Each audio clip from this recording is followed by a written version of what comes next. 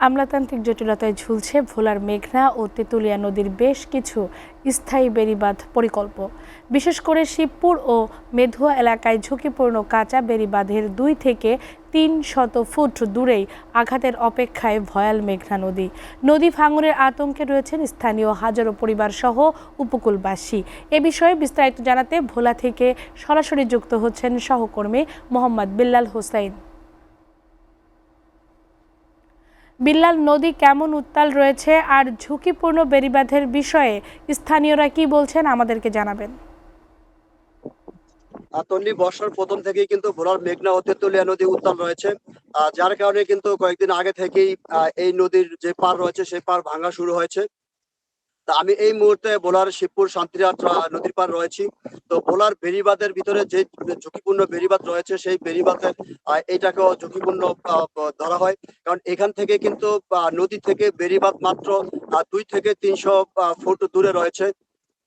তো আমি এখানে মানুষ বলছেন যে যদি একটু বেশি জোয়ার হয় তাহলে কিন্তু এই বেড়িবাঁধটি ছুটে যেতে পারে, কারণ নদী প্রচুর ভাঙন রয়েছে। তো আমার সাথে এই মুহূর্তে কিন্তু এখানের যে বেড়িবাঁধ নিয়ে আন্দোলনকারী রয়েছে তারা শিবপুর এবং মেদুয়া রক্ষার যে নেতৃত্ব রয়েছে, আমি তার কাছে জানতে চাইবো যে আপনারা এই বেড়িবাঁধ নিয়ে যে আন্দোলন করেছেন এর থেকে কিন্তু সেই বেড়িবাঁধটি সচেতন হয়েছে, এরপরে আপনাদের পরবর্তী প্রস্তুতি কি রয়েছে?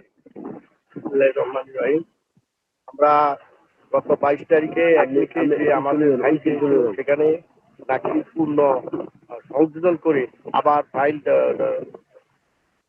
দেওয়ার প্রস্তাব দিয়েছেন। এটা আমাদেরকে অ্যাকশনেবল হিসাব বলেছে। আমাদেরকে ওনারা 100% আশ্বাস দিয়েছে শক্ত ব্লকের মাধ্যমে এই বেড়িবাঁধ নিয়ন্ত্রণ করবে। যাই হোক, আমরা যদি পরবর্তী 15 দিনের ভিতরে এটা না হয় আমরা পুনরায় আন্দোলনে যাব। আমরা এর আগে আরো 2বার আন্দোলনে গিয়েছিলাম। আমাদের আন্দোলন ছিল একটাই, আজকে যদি বেড়িবাঁধ ভেঙে যায় তাহলে বোলা শহরে পানি ঢুকবে এবং এই ওয়াপদা পানি উন্নয়ন বিভাগকে আমরা ঘেরাও করবো। প্রয়োজন বোধে আমরা পানি উন্নয়ন বিভাগের কোনো কার্যক্রম করতে দেব না যদি আমাদের এই আগামী 15 থেকে 20 দিনের ভিতর যদি না তারা এই প্রস্তাব এই একনেকের বিল পাস না অনুমোদন না করে।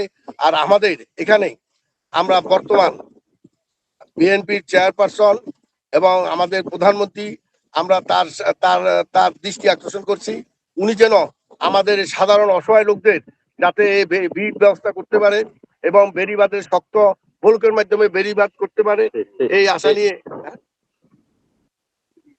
তন্নি, ওনারা বলছিলেন যে খুব দ্রুত যদি প্রশাসন ব্যবস্থা না নেয় তাহলে কিন্তু তারা পরবর্তী কর্মসূচি গ্রহণ করবে। যদি আপনাকে জানিয়ে রাখি যে এই বেড়িবাঁধটি যদি ছুটে যায় তাহলে কিন্তু এখানে 20 থেকে 30 হাজার পরিবার পানিবন্দী হয়ে যেতে পারে।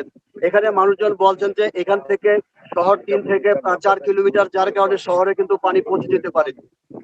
মানুষজন বলছেন যে কিছুদিন পূর্বে একনেকে যে বিভিন্ন প্রকল্প অনুমোদন হয়েছে সেই অনুমোদনটি মধ্যে এই ভোলার এই প্রকল্পটি নেই, যার কারণে তারা অনেক হতাশার মধ্যে রয়েছে। তা আমি এই বিষয়ে পানি উন্নয়ন বোর্ডের ভোলার তত্ত্বাবধায়ক প্রকৌশলী হাসানুজ্জামানের সাথে আলাপ করেছি।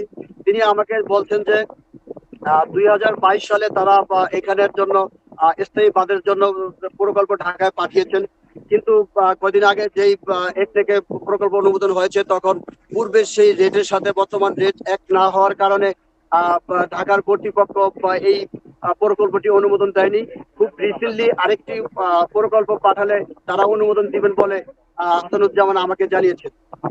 ছিল ভোলা থেকে ঝুঁকিপূর্ণ বেড়িবাঁধ নিয়ে সর্বশেষ